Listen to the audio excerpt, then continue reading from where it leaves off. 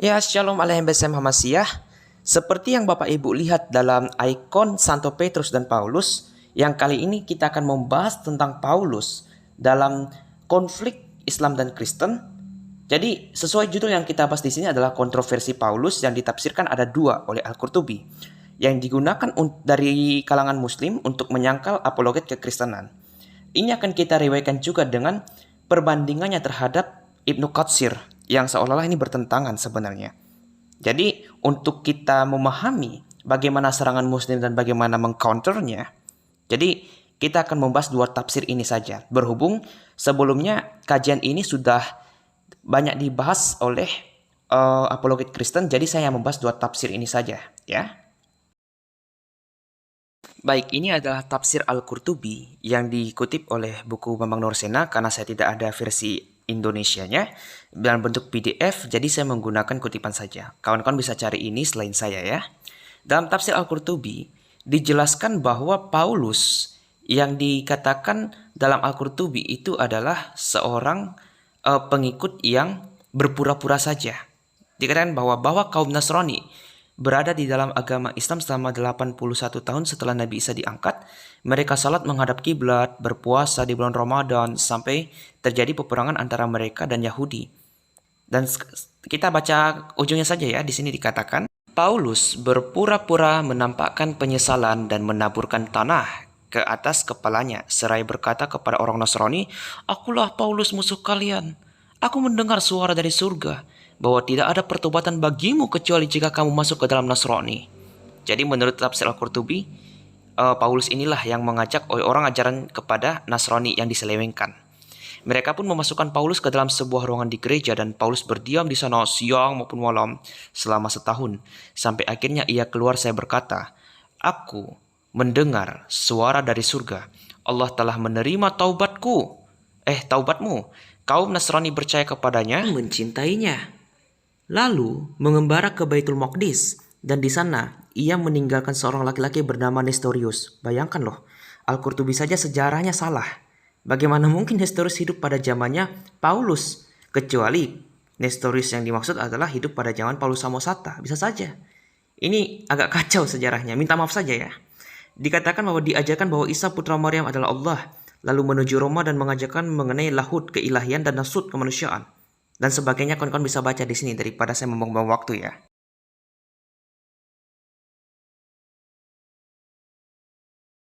Ya, jadi di sini saya menggunakan tafsir Ibn Katsir, lebih tepatnya kisah para nabi dan rasul. Sebenarnya ini pernah juga diangkat oleh Kristen Prince dan juga ya sebenarnya yang saya ketahui hanya Kristen Prince yang waktu itu menggunakan versi Arab dan juga diterjemahkan dalam bahasa Inggris. Yang saya tidak ketahui dan bahkan tidak menyangka ternyata ini sudah ada dalam versi bahasa Indonesianya. Nah, sekarang kita lihat dulu apa yang disampaikan dalam versi bahasa Indonesianya. Saya memang tidak mempunyai buku ini secara fisik, tapi kawan-kawan doakan saja kalau saya ada rezeki saya akan beli buku ini untuk kita bedah semua isi bukunya, oke?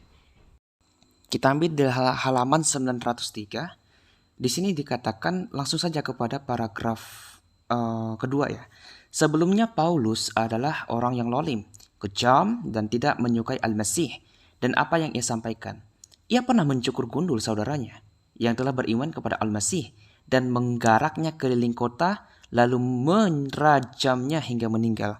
Kalau kawan-kawan lihat dalam kisah para rasul, ini seperti narasi tentang Stefanus yang dibunuh, seorang martir pertama dalam Alkitab, oke? Paragraf yang ketiga dikatakan setelah Paulus mendengar Al-Masih Isa telah menuju kota Damaskus, maka ia menyiapkan keledainya dan bersiap-siap untuk membunuhnya. Narasi Alkitab kuda, tapi narasi di sini dikatakan keledai. Ia bertemu dengan Isa di dekat kota Kaukabah. Tatkala Allah menghadang para sahabat Al-Masih, maka malaikat memukulkan sayapnya ke arah wajahnya sehingga menjadikannya buta. Ini mirip seperti informasi Alkitab ya. Ketika matanya itu dibutakan oleh Kristus ketika dia dalam ekspedisinya dari Yerusalem menuju Damaskus. Ini sedikit mirip. Paragraf yang keempat dikatakan setelah menyaksikan peristiwa tersebut, maka dalam hatinya muncul pembenaran kepada Al-Masih dan ia pun meminta maaf atas apa yang telah ia lakukan. Ia beriman kepadanya dan Isa pun menerimanya. Lalu Paulus meminta kepada Isa agar Allah menyembuhkan matanya. Isa berkata kepadanya, pergilah kepada Dina. Dalam Alkitab bukan Dina. Ini kita nggak tahu kenapa Ibn Katsir berubah nama tokoh ya. Tapi kalau kita baca dalam Alkitab namanya adalah Ananias, bukan Dina. Nah, lanjut. Yang berada di daerahmu di Damaskus, di ujung pasar dari arah timur. Ia akan mendoakanmu. Paulus mendatanginya dan Dina, sebenarnya dalam Alkitab adalah Ananias, dikatakan dalam tafsir ini, mendoakan agar dikembalikan matanya. Paulus pun bertambah keimanannya kepada Al-Masih dan meyakini bahwa Isa adalah hamba dan Rasulullah. Lalu ia dibangunkan sebuah gereja dan diberi nama dengan namanya, yaitu Gereja Paulus yang terkenal di daerah Damaskus di masa penaklukannya oleh para sahabat radhiyallahu anhum, hingga akhirnya gereja tersebut hancur pada masa yang akan kami sebutkan insyaallah ta'ala. Jadi Ibn Katsir tidak bermasalah bahwa Paulus yang dinarasikan sama dan Alkitab walaupun tokohnya diubah Dina Ananias. Nah, tapi peristiwanya sama, bahwa Paulus yang kami imani adalah seorang yang jahat dan menjadi pentobat. Ini juga diriwayatkan oleh Ibn Katsir. Kenapa Al-Qurtubi mengatakan Paulus itu ada dua? Yang satunya itu adalah pentobat yang berpura-pura. Tapi bagi Ibn Katsir ini tidak berpura-pura, tapi memang benar-benar dia sudah bertobat dengan kesungguhan. Apalagi Ibn Katsir dengan juga Al-Qurtubi itu sebenarnya sejaman. Kalau kita lihat ya periode kelahirannya. Walaupun Al-Qurtubi itu lebih tua sedikit daripada Ibn Katsir, ya. Nah, untuk sebagai pembahasan perbandingannya, yang saya katakan bahwa Kristen Prince sempat mengangkat ini, kita coba simak video berikut ini, ya. So let us go to proofs and reference, better than making speeches.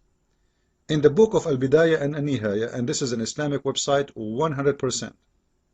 This is islamweb.net, and this is the book of Al-Bidayah and Anehnya, and the writer is Ibn Katsir. In Ibn Katsir, as we see in here, and I want Muslims to go and check the reference, just to show you, we don't make things up. In page number 529 in the book of Al-Bidayah and Nihaya, volume number 2, it says that there is two witnesses. Ibn Katsir is saying the one who wrote the Bible, there are four. Two of them, they were real witnesses of the Messiah, as we see in here, and they are Matthew and John. And the other two, they were a companion of the companion, and they are Mark and Luke, Marcos and Luca. And they are from those who believe in the Messiah. And he's speaking about a person, his name, and here Dina, which is a wrong name by the way. His name is Hananiah, not Dina, but Muslims never get the name correct. He was one of the believers of the Messiah in Damascus, and he was hiding in a cave. Why is he hiding in a cave? Because he was afraid from Paul. So he continues, he says, and Paul, he was a Jew, and he was unjust, hateful to the Messiah. He hated the Messiah. And when he came to his nephew, this is Paul now, he came to his nephew, he shaved his head and he killed him. Why? Because he believed in the Messiah. Look, imagine what Paul is doing. But look what he's saying after that. When he went in Damascus and he saw the apostle of the Messiah, which means he want to kill them, an angel of God appeared to him and he hit him in his face with his wing and he made him blind. So when Paul, he saw that, he became a believer in Christ. In what? In Christ, not in Allah. Listen to me carefully, Muslims. Ibn Kathir is saying in Christ, and that makes Christ God, because you don't believe in Christ unless he's God. You Muslims don't believe in Muhammad, you believe in Allah. So he became a believer in Christ. And he apologized for what he did, which means against Christianity, apologized to Christ. فَجَاءَ إِلَيْهِ وَاعْتَذَرَ مِمَّا صَنَعَ وَآمَنَ بِهِ, and he believed in him. So the Messiah, he accepted him. How you can believe in the Messiah unless the Messiah is alive, right? So the Messiah, Paul, he believed in what? He believed in the Messiah. And he was accepted by the Messiah, which means the Messiah spoke to him, not an angel. But anyway, Muslim story. And he asked the Messiah to wipe his eyes, which means to give him vision again, because he became blind. So may Allah give him his vision again. So he told him, go to Dina, which means Hanania, in the end of or in the side of Damascus, and he told him where, and he is going to ask for your recovery. So he came to him, and then it was given to him his vision. And then look what Ibn Katsir is saying. And then the faith of Paul became a great in the Messiah. وحسن إيمان بولس بالمسيح. So he became a great believer in the Messiah. And he became a slave of Allah and his messenger. And a church built with his name, and that church is called the Church of Paulus. Paulus in Arabic, by the way, is Paul. In Damascus, and even, you know, even in the story in here, we see that the Islamic scholars, which mean enter the time of Ibn Kathir, nobody mentioned Paul in a bad way. So Muslims are coming with those stories from where? From where Muslims are coming with those stories? Fabrication. Because Islam is a religion of fabrication. And by the way, we can take this text, or we can translate as it is, just to show you I'm not making things up. Because Muslims, they might say, oh, this is not true. This cannot be, you know, etc. And here I was showing that Muhammad, he used to have a white devil, and the white devil used to appear to him. Now, if we translate this, you will see that he is saying exactly what I was translating to you. That there was two, they are real witness of Christ who saw him, you know, and those are namely Matthew and John, as you see. And in the end, you see the story of Paul killing his nephew and coming after the Christians to Damascus to kill them. And in his way, an angel hit him with his wing, and he made him blind. Then he became a believer, and he became a great believer in Christ. So it's very obvious the books of Muslims, and by the way, we can see that too in the interpretation of chapter 34, verse number 14. 34 or 36, let me see this way. Actually, 36, forgive me.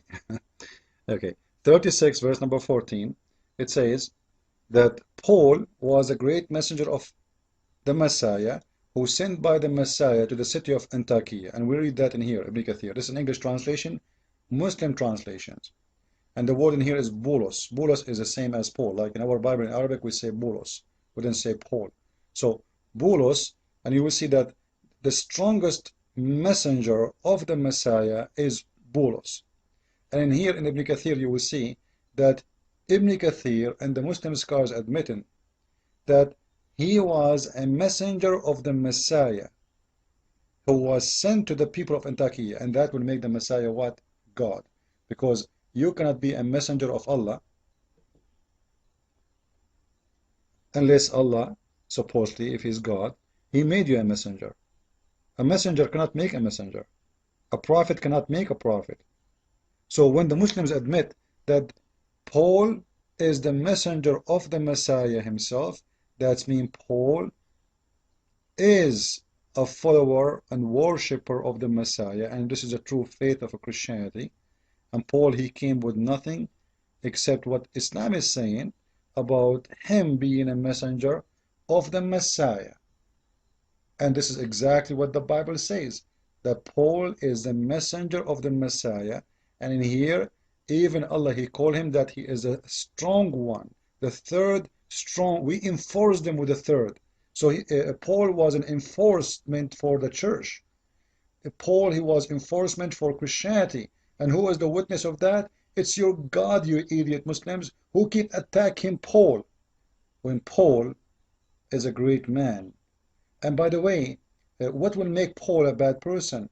Did he say, God gave me 6 years old girl to sleep with her? Did he say adultery is fine, as your prophet says about muta? Did he say kiss a black stone? Did he say, pay me money? Did he say, give me your women? Did he say, any woman she give herself to sleep with me, I'm a great messenger of God? No, this is what your prophet did. And the list is long. Christ is Lord, and Paul, his shoes, is better than many. And you know I'm talking about who. See you with more videos. Thank you.